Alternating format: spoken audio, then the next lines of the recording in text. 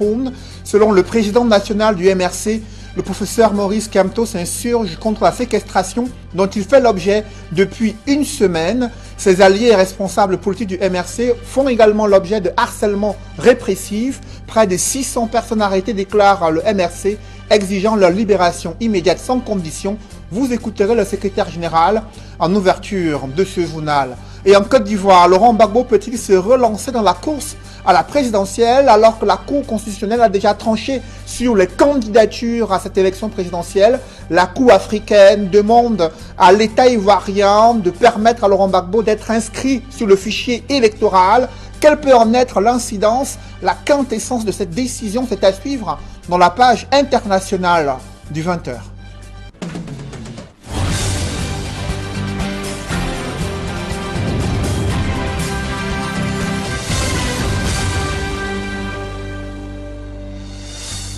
Merci de suivre cette édition complète de l'information sur Equinox Télévision. Le MRC exige la libération immédiate et sans condition de toutes les personnes arrêtées avant, pendant et après les manifestations du 22 septembre. Le professeur Maurice Kamto dit être séquestré depuis près d'une semaine. Il déplore également une stratégie d'épuration politique, dit-il, caractérisée par l'enlèvement illégal des responsables du MRC, de ses alliés et autres alliés politiques.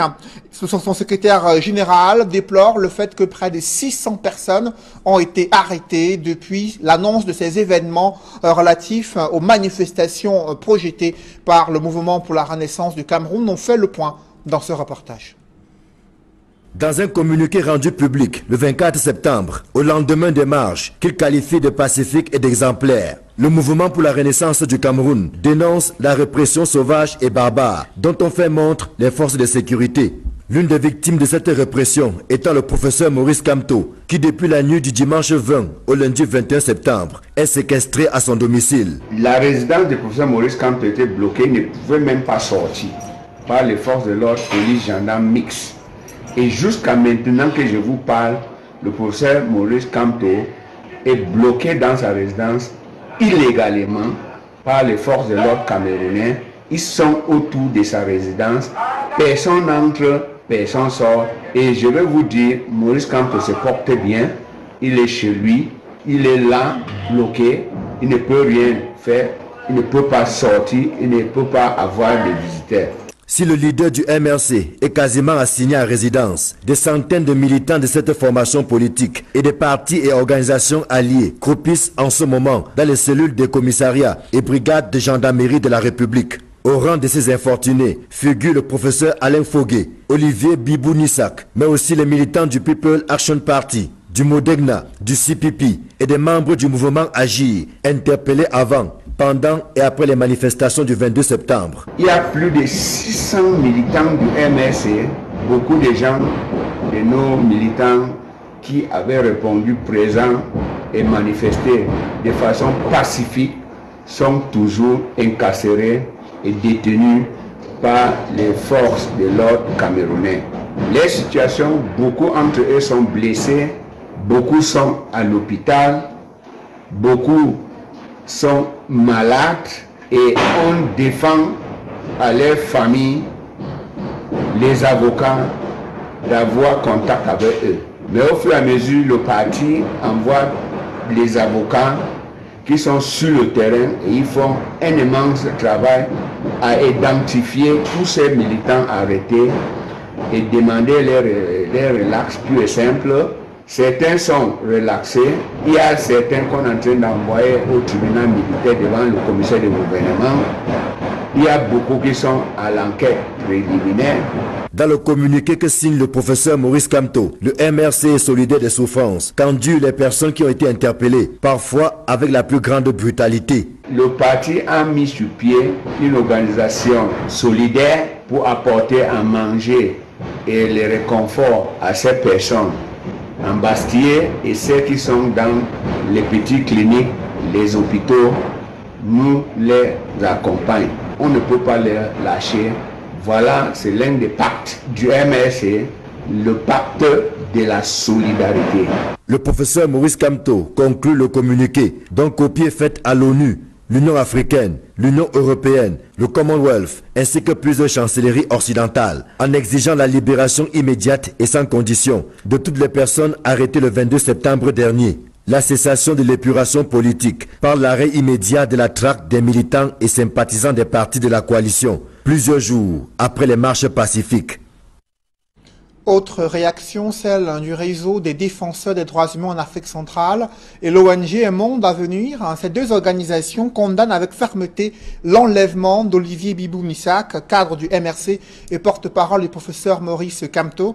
Le REDAC et l'ONG Un Monde à Venir condamnent également les actes de torture et autres traitements inhumains infligés à Madame Assomo Ondoa Thérèse dans la région du Sud et aux différents journalistes, dont ceux de la Nouvelle Expression Lido Vindio, le caméraman d'Equinox Télévision Rodrigue Ngassi, qui avaient été interpellés durant les manifestations du 22 septembre 2020 à Yaoundé. Ces différentes ONG exigent la libération immédiate de toutes les personnes interpellées dans le cadre de ces manifestations pacifiques et demandent au gouvernement d'assurer l'intégrité physique et également morale de toutes les personnes arrêtées durant ces manifestations, de veiller afin que tous les agents responsables d'actes de torture soient punis conformément à la loi et de prendre toutes les dispositions pour assurer une protection légale de tous les défenseurs des droits humains au Cameroun. Évoquons à présent ce cri de détresse des populations dans l'arrondissement de Mombo, dans le département du Mungo. Elles disent manquer de tout, pas de structure de base, notamment manque d'eau potable, les routes sont en mauvais état. Pourtant, cette pauvreté contraste avec l'exploitation minière intense observée à Mombo dans le département du Mungo. Évocation avec Jacquino Molon, Mathilda Kemazou et Eric Fopossi. Une montagne de pouzzolane, symbole de richesse ou censé l'être. Nous sommes à Mombo, arrondissement du département du Mungo, région du littoral. Ici, la roche volcanique, légère et poreuse, composant de béton léger, est exploitée et transportée à foison. Le balai des camions a de quoi traumatiser. Et cela dure depuis déjà 50 ans. Pourtant, difficile d'admettre l'envers du décor. Mombo n'a rien. C'est que Mombo a toujours été méconnu. Vous avez suivi les projets qui ont été faits. Ils ont fait ceci à Mbanga, ils ont fait ceci à Mbanga, ils ont fait ceci à Mbanga. Et Mombo n'a rien. Mombo présente en effet un visage hideux malgré ses multiples atouts économiques. Ici, pas de structure de base, pas d'eau potable. Ici, là, on souffre vraiment de l'eau. On n'a pas l'eau. Pour creuser le puits, tu creuses jusqu'à tu ne trouves pas l'eau. Pas loin au champ, forêt pour avoir l'eau. On puise l'eau loin dans le champ, loin avant d'avoir l'eau.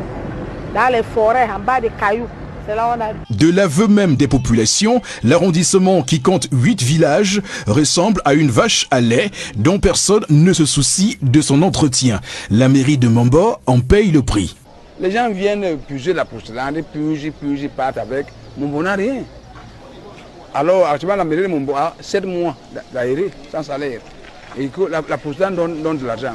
Ça va où? Le maire de Mombo est catégorique. L'accélération du processus de décentralisation reste la solution inéluctable. Si on nous laisse gérer notre porcelaine nous-mêmes, nous pouvons payer même les chômeurs. Je vous dis une vérité sincère. Vous allez voir ce qui va se passer. En attendant, Mombo et ses riches carrières de pouzzolane sombrent dans l'indifférence générale. Ce sont une cinquantaine de jeunes filles ayant subi des sévices sexuels à l'extrême nord du Cameroun. Traumatisées, elles ont décidé de rompre le silence au cours d'un programme initié par ONU Femmes et le ministère de la Femme et la Famille. Objectif, permettre à ces victimes de bénéficier d'une formation en couture et de se réinsérer dans la société. Évocation avec Amadou Daïrou, Dani Warenzede et Julienne Berthe-Bissaï.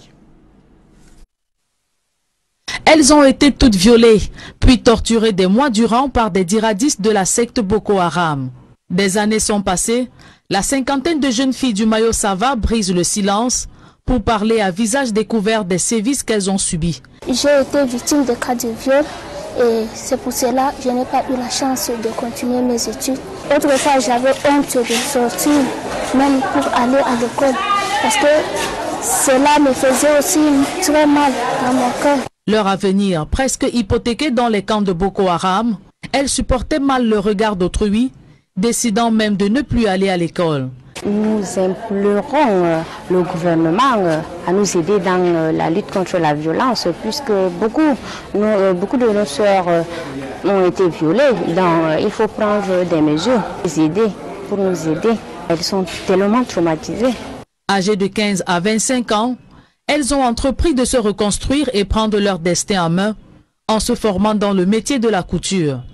Je peux vous assurer que ces bénéficiaires sont aptes maintenant à s'installer sur leur propre compte et à mener l'activité de couture pour parvenir à long terme, à long et moyen terme, à leur autonomisation. Aujourd'hui, nous avons de l'espoir, surtout avec les 9 mois de formation que nous avions faite ici. Nous avons appris à faire la couture. Prenons des habits des gens, on fait la couture avec, on gagne de l'argent, ça va quand même. Parvenues ici au terme de leur formation, elles reçoivent leur diplôme au bout de 10 mois de dur labeur. Un savoir-faire et des kits pratiques qui les rendent désormais autonomes grâce à cet appui de l'ONU Femmes et le ministère de la Promotion de la Femme et de la Famille. Désormais outillées, ces jeunes filles du Mayo Sava peuvent déjà s'installer à leur compte et ainsi vite tourner le douloureux et traumatisant épisode de leur captivité entre les mains de Boko Haram. Le Cameroun dépense plus de 30 milliards de francs CFA pour importer 200 000 tonnes d'huile de palme par an afin de ravitailler le marché intérieur. Fort de ce déficit, de nouvelles initiatives de palmeraie industrielle se mettent en place, mais celles-ci se heurtent aux incompréhensions et aux inquiétudes des populations. C'est le cas à Campo, dans la région du Sud, où une initiative est en cours. Face aux réticences des populations, des explications ont été données afin de les rassurer. Des précisions avec Joseph Abena. La volonté du gouvernement à réduire des importations honteuses d'huile de palme des pays voisins a suscité au départ de vives polémiques et de fortes incompréhensions chez les populations riveraines de Campo qui y voyaient plutôt un accaparement de leurs terres. Si nous avons des inquiétudes parce que bien faire les palmeraies et ils n'ont pas encore fini de faire leur palmeraie dans l'UFA, ils viennent déjà demander nos terres pour qu'ils disent qu'ils vont nous faire les palmeraies communautaires et tout et tout. Moi, je leur dis depuis de m'attendre d'abord parce que j'étais à Kribi. J'ai fait 5 mois là-bas. J'ai dit, attendez-moi que je finisse d'abord avec le dossier du JKK. Quand le dossier va être conclu, à ce moment-là, vous pourrez venir me voir et je verrai dans quelle mesure je vais faire asseoir mon peuple pour leur dire qu'est-ce que nous pouvons donner. Même nous apporte quoi, puisque tous ceux qui sont passés là, HFC, Wishma, Sieb, on n'a rien. Fort de cette situation, les responsables du projet ont entrepris des concertations au niveau des administrations publiques, aussi bien qu'au niveau des communautés villageoises. Cette maison, les représentants des ministres étaient là, que nous avons ensemble décidé. Si aujourd'hui, quelqu'un vient encore en cachette pour gaspiller, nous n'accepterons jamais cette histoire. Nous ne l'accepterons pas. Il faut absolument relever le déficit d'importation de 200 000 tonnes d'huile de palme qui font perdre plus de 30 milliards de francs CFA chaque année aux contribuables camerounais. Projet de développement intégré et inclusif. Donc, il n'a pas oublié la prise en compte des riverains, s'inspirant des échecs, des dysfonctionnements des projets antérieurs, qu'envers à développer un modèle économique qui intègre la population riveraine et les collectivités territoriales décentralisées. Ceci permettra d'avoir des plantations communautaires, collectives, individuelles qui seront sous contrat avec la structure. Et ça va permettre à toutes ces populations d'avoir des revenus permanents. Intégrer également la notion de développement social et l'amélioration des conditions de vie de la population, en mettant l'accent sur le développement du secteur de l'éducation, de la santé, d'adduction d'eau et autres domaines sociaux qui seront négociés dans le cadre des cahiers de charges spécifiques. Des assurances qui finiront par convaincre les populations qui adoptent finalement le projet. Vous voyez, il y en a qui n'avaient pas bien compris un peu le bien fondé de ce projet. Aujourd'hui, nous avons expliqué, nous avons demandé aux populations de nous suivre. Hier, on se posait des questions. Encore une fois, grâce à c'est le programme du chef de l'État, celui qui très souvent implante, donne des orientations pour certains projets. Ça n'a pas été facile et lui il avait cru avant nous et aujourd'hui nous voici très heureux.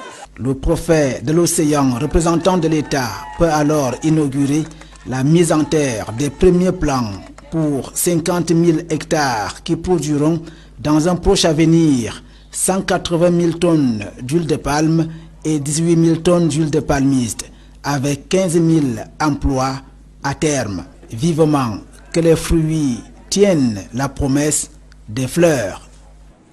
La problématique de la production de l'huile de palme et les enjeux de cohabitation entre agro-industrie et population riveraine, c'est à suivre dans l'émission Tendance économique à partir de 21h sur Equinox Télévision. Restons dans ce chapitre consacré à l'agriculture. Comment optimiser les productions agro-pastorales via les nouvelles technologies de l'information et la communication. Question au centre d'un forum tenu à Garoua sur les opportunités d'une intégration soutenue des TIC dans l'agriculture, l'élevage.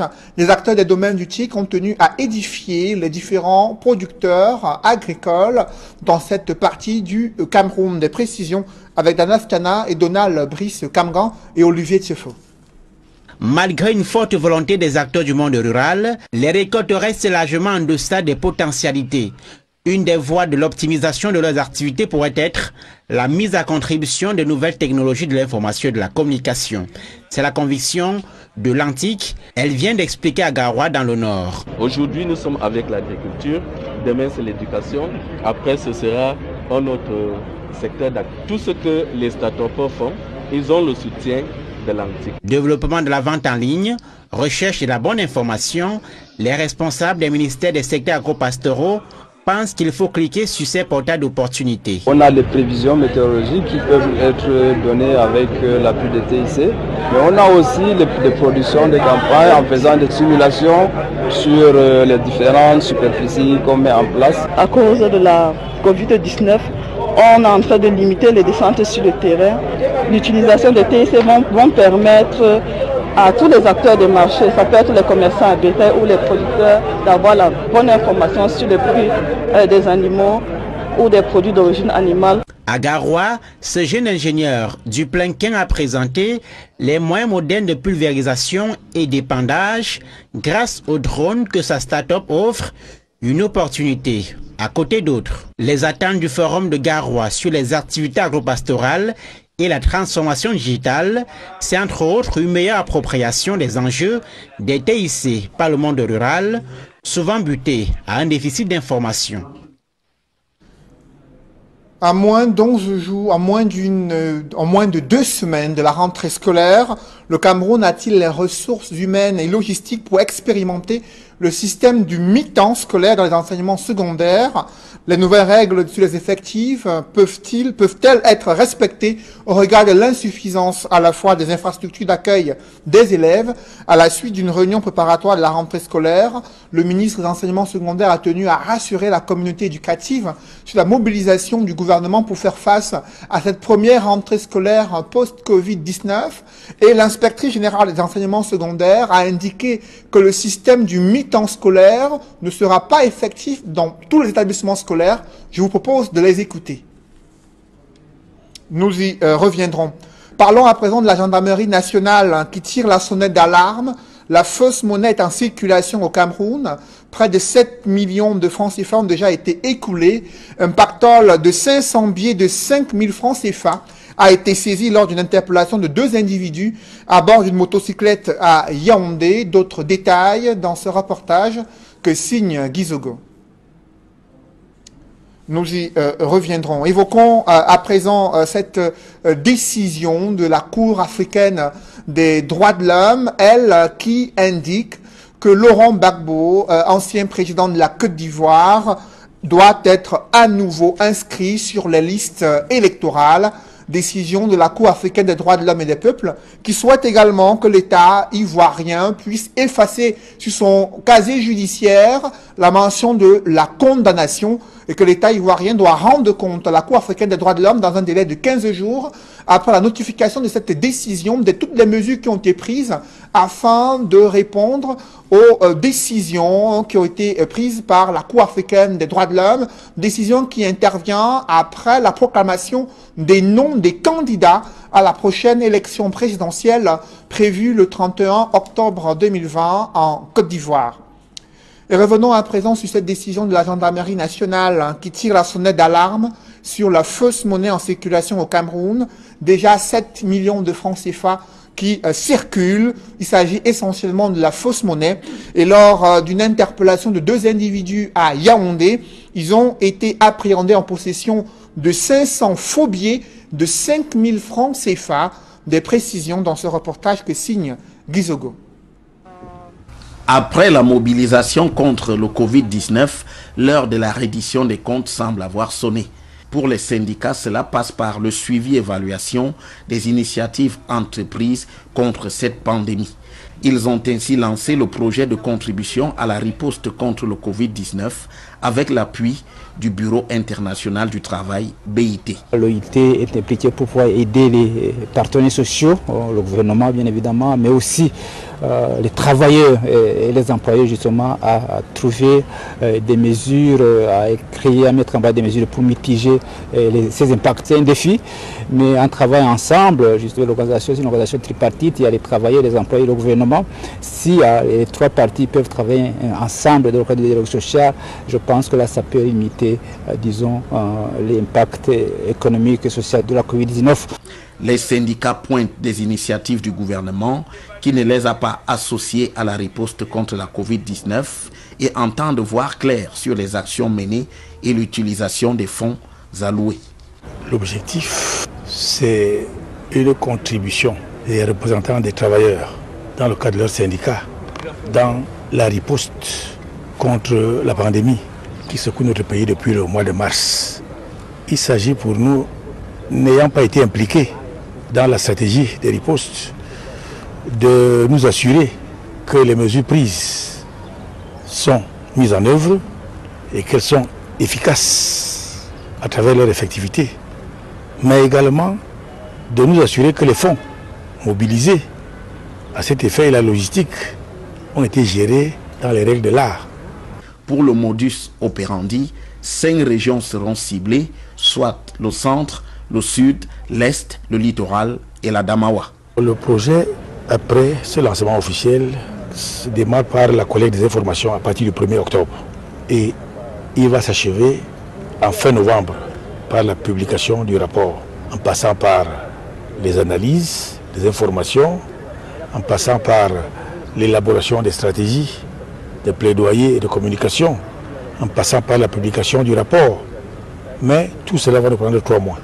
Avec cette initiative, les premières informations issues des sources indépendantes sur la gestion du Covid-19 au Cameroun pourraient enfin être disponibles. C'était un reportage sur l'impact du Covid-19 dans le secteur du travail. Et vous allez le voir, 80% des Camerounais n'ont pas vu leur situation économique changer ces 5 dernières années. C'est du moins ce que révèle une étude réalisée au Cameroun, laquelle note que les questions d'accès à la santé, l'emploi, la sécurité restent des défis importants pour les Camerounais afin de renforcer les actions entreprises par le gouvernement. La société civile et des chercheurs proposent une plus grande implication des Camerounais dans la gestion des affaires publiques. Autre précision avec Dallas Tiana et Donald Brice Kamgan. 78% de Camerounais considèrent comme insatisfaisante l'évolution de la gouvernance entre 2015 et 2020. L'accès aux besoins sociaux de base, aux infrastructures, à la justice, l'éducation entre autres, est encore largement peu significatif. Replacer le citoyen au cœur du débat public et lui donner l'opportunité de prendre son destin en main et d'exprimer aux principaux décideurs culturels, économiques et politiques ses besoins, ses préoccupations et réellement ses volontés. Avec une note de 11 suivant, les organisations de la société civile bénéficient d'une crédibilité plutôt relative aux yeux des Camerounais, d'après l'étude réalisée par le Think Do Tank de Ocoléance. Pour les personnes interrogées donc, il importe pour ces acteurs transversaux de renforcer leur crédibilité et leur impact auprès de l'opinion publique. travailler prioritairement avec les organisations de la société civile parce que nous pensons qu'il est plus que jamais temps pour la société civile de se réinventer afin de réinventer notre société et notre pays. Mais nous allons également travailler avec des décideurs locaux, c'est-à-dire les exécutifs de certaines mairies de notre pays pour pouvoir mettre en œuvre un certain nombre de ces préoccupations et particulièrement les préoccupations qui ont été identifiées et exprimées en termes de gouvernance urbaine. Voilà, pour permettre aux citoyens d'avoir une gouvernance participative, inclusive. L'échantillon de l'étude a été puisé dans les régions du littoral, du centre et du sud-ouest, soit 1275 personnes enquêtées. Des citoyens pour qui la cohésion sociale, la lutte contre le chômage, la sécurité et la paix, une bonne qualité des services publics sont les grandes priorités de l'heure au Cameroun. En somme, placer le citoyen et ses besoins au centre du débat public. Dans vos transactions quotidiennes, vous êtes peut-être tombé sur de la fausse monnaie. La gendarmerie nationale fait savoir que déjà près de 7 millions de francs CFA de fausses monnaies ont été écoulés. Et lors d'une interpellation de 2 individus à Yaoundé, ils ont été appréhendés en possession de 500 billets de 5 000 francs, tous de faux billets. Comment parviennent-ils à pouvoir mettre en circulation de la fausse monnaie au Cameroun? Quelles sont leurs techniques de fabrication? Élément de réponse avec Gizogo.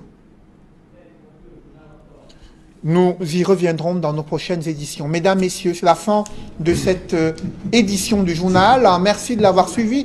Juste après l'édition de 20h, retrouvez Serge Alain Autou et ses invités pour le débrief du journal sur le plateau d'Equinox Soir. Serge Alain.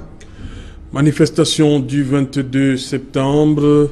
Le MRC annonce près de 600 personnes arrêtées. Et le professeur Maurice Kamto séquestré depuis 6 jours. C'est du moins ce que révèle le secrétaire général du Mouvement pour la Renaissance du Cameroun. Vous l'avez suivi dans ce journal, déplorer une répression sauvage et barbare, pour reprendre ces mots, et indiquer que bien avant les manifestations du 22 septembre, le président national faisait déjà l'objet d'une séquestration avec une mobilisation, disent-ils, impressionnante des forces de l'ordre et d'une logistique pour dissuader à la fois les personnes de lui rendre visite, mais également au professeur Maurice Kamto de sortir de chez lui. Et il déplore le fait que ces arrestations se multiplient. Ils appellent à la libération immédiate à la fois de leurs militants, sympathisants et toutes les autres personnes qui ont été arrêtées dans le cadre de ces manifestations. C'est Jalon. Voilà, madame, monsieur, c'est dans l'essentiel d'Equinox Soir, deuxième partie. Bon week-end à vous, Cédric. Bon week-end à vous, c'est Jalon. Rendez-vous lundi. 20h. Madame, monsieur, dans un instant, la suite. Equinox Soir.